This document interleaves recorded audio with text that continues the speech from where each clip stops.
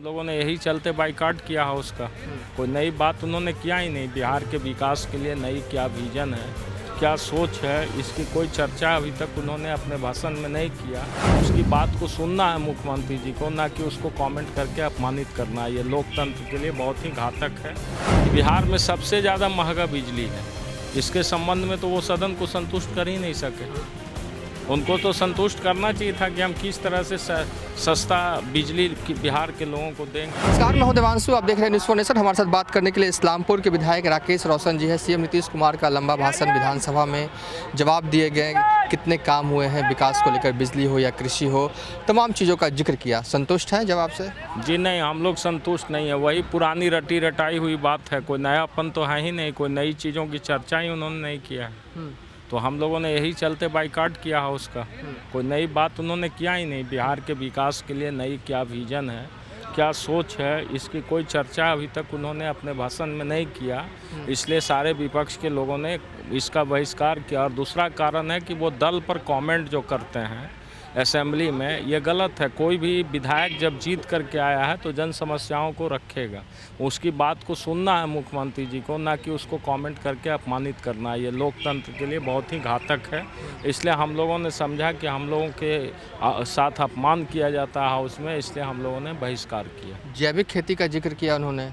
जैविक खेती कहीं ज़मीन पर जो मेन खेती है उसके डेवलपमेंट का तो हालत है कि आज आप देख रहे थे सहकारिता मंत्री ने किसानों के खरीद का मुद्दा उठाया तो उन्होंने कहा कि हम मिनिमम सपोर्ट प्राइस पर हम धान खरीदने के लिए तैयार नहीं है। तो फिर जैविक खेती की क्या चर्चा होगी? ये सब चीज़ सिर्फ सब्जवाग दिखाया जा रहा है बिहार में। उन्होंने कहा है कि पूरे बिहार में पहुँचा दी गई है, बिजली पहुंचा दी गई है। ये बहुत पहले से वर्ल्ड बैंक का स्कीम था, बिजली पहुंचाया, ठीक है। लेकिन हम लोगों ने जो सवाल उठाया कि बिहार में सबसे ज़्यादा महंगा बिजली है, इसके संबंध में तो वो सदन को संतुष्ट कर ही नहीं सके।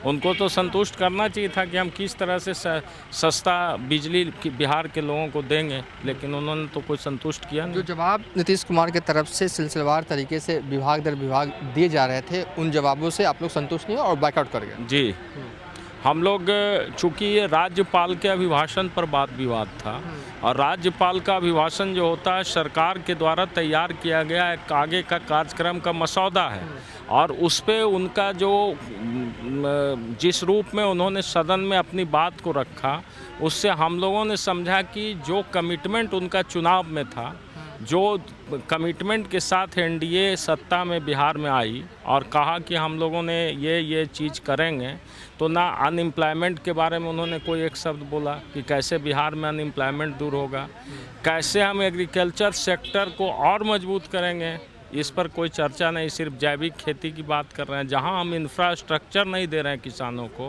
खाद बीज का अभाव है, वहां पर हम जैविक खेती की बात करके सब्जवाग दिखा रहे हैं बिहार जैसे गरीब प्रदेश को। तो ये सारी चीज़ें हैं जिससे स्पष्ट होता है कि बिहार में नीतीश जी जो राज्यपाल के अभिभाषण पर बोल रहे थे वो कोई नई चीज़ नहीं थी, कोई नयापन नहीं था उसमें।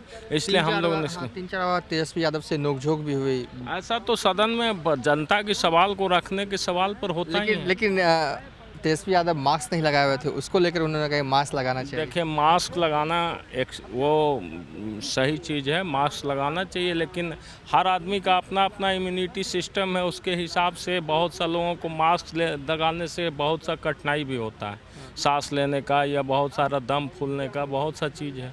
तो इसके वजह से भी बहुत लोग मास्क नहीं लगाते हैं। तो ये कोई मुद्दा नहीं है। चलिए, ये थे इस्लामपुर के आरजेडी के विधायक राकेश रोशन। फिलहाल अभी तक के लिए इतना ही। आप देखते रहिए न्यूज़ 4 नेशन।